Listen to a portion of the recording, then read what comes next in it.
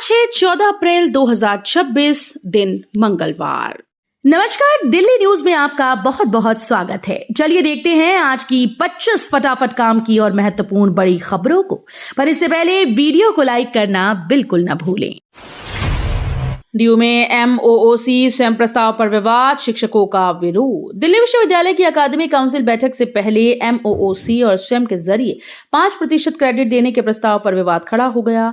AADTA ने इस प्रस्ताव का विरोध करते हुए इसे शिक्षा के निजीकरण की दिशा में कदम बताया। संगठन का कहना है कि इससे पारंपरिक शिक्षण प्रणाली कमजोर होगी और गुणवत्ता पर असर पड़ेगा।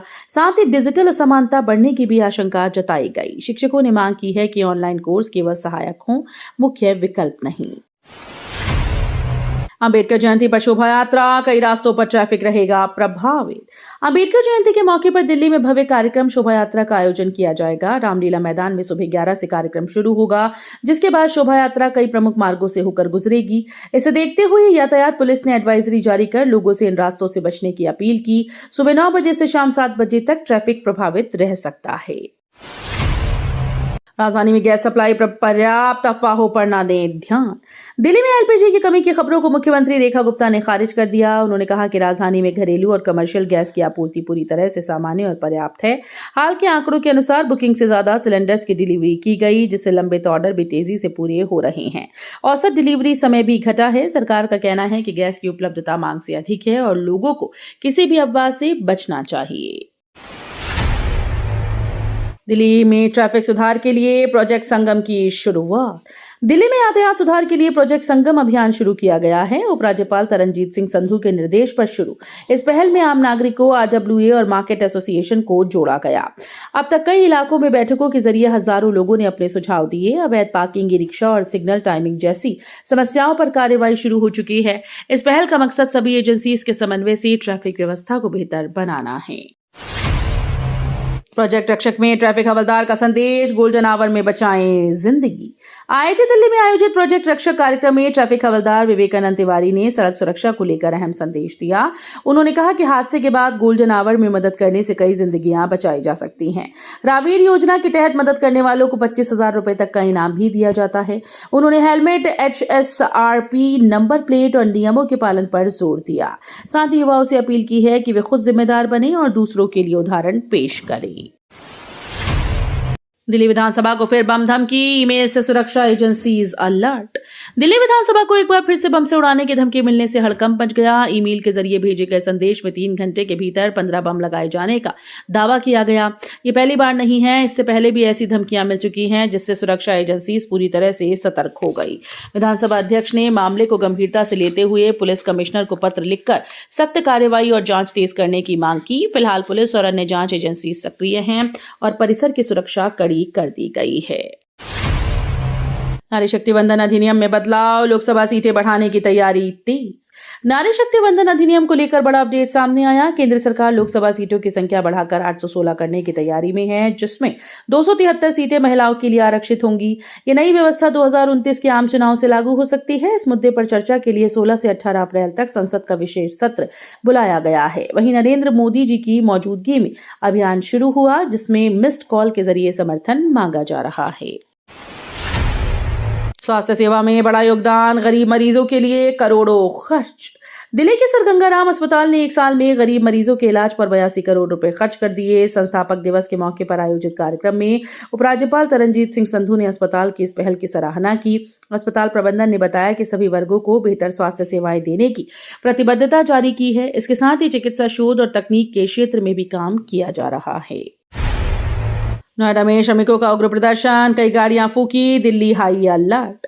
नोएडा में वेतन वृद्धि की मांग को लेकर श्रमिकों का प्रदर्शन उग्र हो गया। प्रदर्शनकारियों ने पुलिस की गाड़ियों समेत 5 वाहनों में आग लगा दी और कई जगहों पर पत्थरबाजी की। हालात बिगड़ते देख दिल्ली पुलिस को भी हाई अलर्ट पर रखा गया है।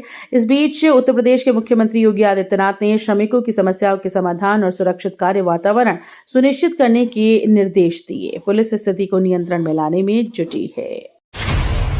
नथु कॉलोनी फ्लाईओवर पर लापरवाही, सालों से अटका मरम्मत कार्य। दिल्ली का नथु कॉलोनी फ्लाईओवर पिछले 11 सालों से मरम्मत का इंतजार कर रहा है, जिससे स्थानीय लोगों को भारी परेशानी झेलनी पड़ रही है। खराब हालत के कारण यहां भारी वाहनों और बसेस का संचालन बंद कर दिया गया। हाईकोर्ट के निर्देश के बावजूद अब तक मरम्मत कार्य शुरू नहीं हुआ। रिपोर्ट में फ्लाईओवर की संरचना कमजोर पाई गई। ऐसे में सवाल उठ रहा है कि आखिर जिम्मेदारी किसकी है और कब तक लोगों को राहत मिलेगी।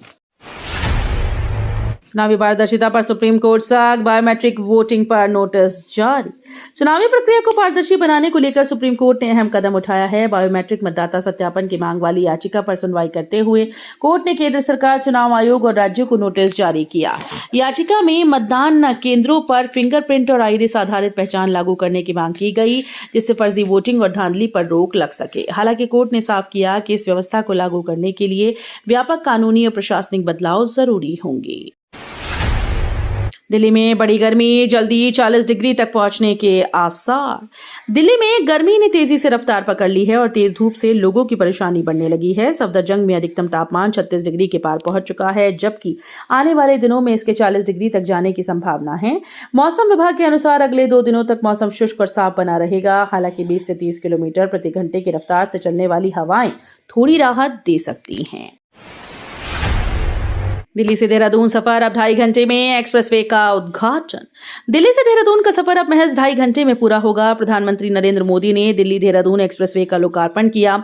इस नए रूट से यात्रा तेज और सुगम बनेगी। एनएचएआई ने एक्सप्रेसवे की तैयारियां पूर्ण कर ली हैं, जबकि फिलहाल कुछ दिनों तक टोल फ्री सुविधा मिलेगी। अधिकारियों के मुताबिक जल्द ही टोल व्यवस्था लागू हो जाएगी। यह एक्सप्रेसवे दिल्ली, उत्तर प्रदेश, उत्तराखंड को बेहतर कनेक्टिविटी देगा और यात्रियों को जाम से राहत मिलेगी। पिंक लाइन को येलो लाइन से जोड़ने की मांग तेज, लाखों को राहत।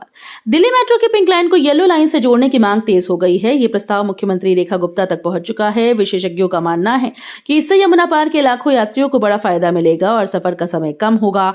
अभी भजनपुरा, सोनिया विहार, करावल नगर जैसे इलाकों के लोग कश्मीरी गेट और दिल्ली विश्वविद्यालय पहुंचने के लिए जाम का सामना करते हैं। अगर दोनों लाइन जुड़ती हैं तो यातायात दबाव और प्रदूषण में भी कमी आएगी। यात्रियों को राहत, दिल्ली हावड़ा के बीच बढ़ेगी ट्रेन सेवा। गर्मी के मौसम में बढ़ती यात्रियों की भीड़ को देखते हुए रेलवे ने नई दिल्ली से हावड़ा के बीच स्पेशल ट्रेन के 12 अतिरिक्त फेरे चलाने का फैसला किया। ये ट्रेन 15 से 28 अप्रैल तक नई दिल्ली से और 17 से 30 अप्रैल तक हावड़ा से संचालित होगी। इसमें एसी स्लीपर सामान्य श्रेणी के डिब्बे लगाए जाएंगे। रेलवे के इस कदम से दिल्ली, उत्तर प्रदेश, बिहार और पश्चिम बंगाल के यात्रियों को बड़ी राहत मिलने की उम्मीद है। विदेशी पर्यटक की सेफ्टी रेटिंग में दिल्ली, आगरा फिसले, मनाली, ऋषिकेश टॉप। भारत घूमने आई एक रूसी महिला पर्यटक ने अपने अनुभव के आधार पर शहरों की सेफ्टी रेटिंग दी। इसमें दिल्ली और आगरा को सबसे कम अंक मिले, जबकि मनाली और ऋषिकेश को सबसे सुरक्षित बताया गया। पर्यटक ने दिल्ली को 2 और आगरा को 3 अंक, जबकि पहाड़ी क्षेत्रों को ज्यादा सुरक्षित बताया। ये वीडियो सोशल मीडिया पर तेजी से वायरल हो रहा है। पहले भी विदेशी पर्यटकों के साथ बदसलूकी के मामले सामने आए हैं, जिससे देश की छवि पर सवाल उठते रहे हैं। तकनीक के जरिए जनजातीय सशक्तिकरण पर दिल्ली में बड़ा सम्मेलन। नई दिल्ली में आयोजित राष्ट्रीय सम्मेलन में नालंदा विश्वविद्यालय ने तकनीक के जरिए जनजातीय विकास पर अपने विचार साझा किए। इस कार्यक्रम का उद्घाटन उपराष्ट्रपति डॉक्टर सीपी राधाकृष्णन ने किया। सम्मेलन में विशेषज्ञों ने तकनीक आधारित आजीविका और समुदाय सशक्तिकरण पर चर्चा की। कुलपति प्रोफेसर सचिन चतुर्वेदी ने डिजिटल इंफ्रास्ट्रक्चर को मजबूत बनाने पर जोर दिया, खासकर दूरस्थ क्षेत्रों के लिए। दिल्ली में ट्रैफिक जाम से राहत के लिए प्रोजेक्ट संगम की शुरुआत। दिल्ली में बढ़ती ट्रैफिक जाम की समस्या से निपटने के लिए प्रोजेक्ट संगम की शुरुआत हो गई है। उपराज्यपाल के निर्देश पर ट्रैफिक पुलिस ने इस पहल को लागू कर दिया है, जिसका उद्देश्य ट्रैफिक प्रबंधन को बेहतर बनाना और सहयोग बढ़ाना है। इस प्रोजेक्ट के तहत RWA, मार्केट वेलफेयर एसोसिएशन और अन्य एजेंसीज के साथ मिलकर काम किया जाएगा। ई रिक्शा स्टैंड व्यवस्थित करने और अतिक्रमण हटाने जैसे कदम उठाए जाएंगे। SC/ST एक्ट पर बड़ा फैसला। दिल्ली HC बोला, हर दुर्व्यवहार नहीं अपराध। दिल्ली हाईकोर्ट ने SC/ST एक्ट को लेकर बड़ा फैसला सुनाया। कोर्ट ने कहा कि हर तरह का दुर्व्यवहार इस कानून के तहत अपराध नहीं माना जा सकता। जब तक ये साबित ना हो कि पीड़ित को उसकी जाति के आधार पर अपमानित करने की मंशा थी, तब तक मामला नहीं बनता। इसी आधार पर दिल्ली विश्वविद्यालय की एक महिला प्रोफेसर के खिलाफ दर्ज FIR भी रद्द कर दी गई। ये मामला विवाद से जुड़ा हुआ था लक्ष्मीबाई कॉलेज के 2 प्रोफेसर्स के बीच, जिनमें कथित तौर पर हाथापाई भी हुई थी।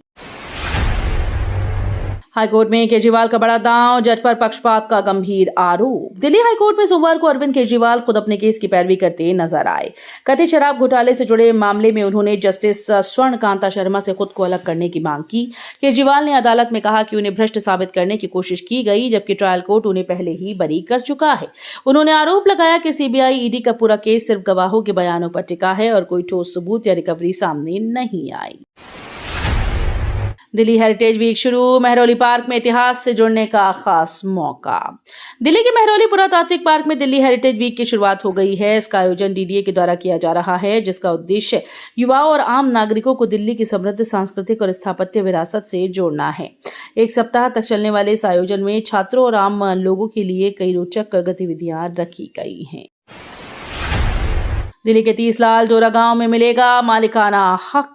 दिल्ली के 30 लाल डोरा गांव के निवासियों को जल्द ही जमीन का मालिकाना हक मिलने जा रहा है। इसके लिए सरकार ने हाईटेक ड्रोन सर्वे शुरू कर दिया है, जो अगले 1.5 महीने में पूरा होगा। सर्वे के बाद ग्रामीणों को स्वामित्व कार्ड दिए जाएंगे, जिससे जमीन से जुड़े हुए विवाद खत्म होंगे और बैंक से लोन लेना आसान हो जाएगा।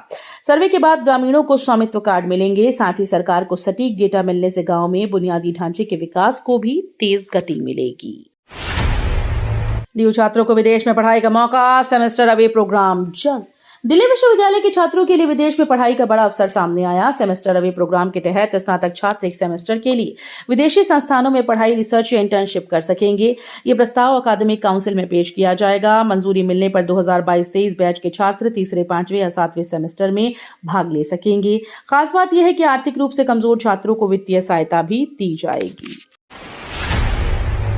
दादरी बाईपास पर तेज रफ्तार का कहर, 2 स्कूल बसेस की भीषण टक्कर। ग्रेटर नोएडा के दादरी बाईपास पर सोमवार सुबह बड़ा हादसा हो गया, जब 2 निजी स्कूल बसेस आपस में टकरा गईं। टक्कर इतनी जबरदस्त थी कि बसेस के परखच्चे उड़ गए और कई बच्चे गंभीर रूप से घायल हुए। प्रत्यक्षदर्शियों के मुताबिक एक बस बच्चों को उतार रही थी कि तभी तेज रफ्तार दूसरी बस ने टक्कर मार दी। हादसे के बाद मौके पर अफरा तफरी मच गई। स्थानीय लोगों ने तुरंत राहत कार्य शुरू करके घायलों को अस्पताल पहुंचाया। आनंद विहार टर्मिनल का होगा कायाकल्प, 4.19 करोड़ की विकास परियोजना।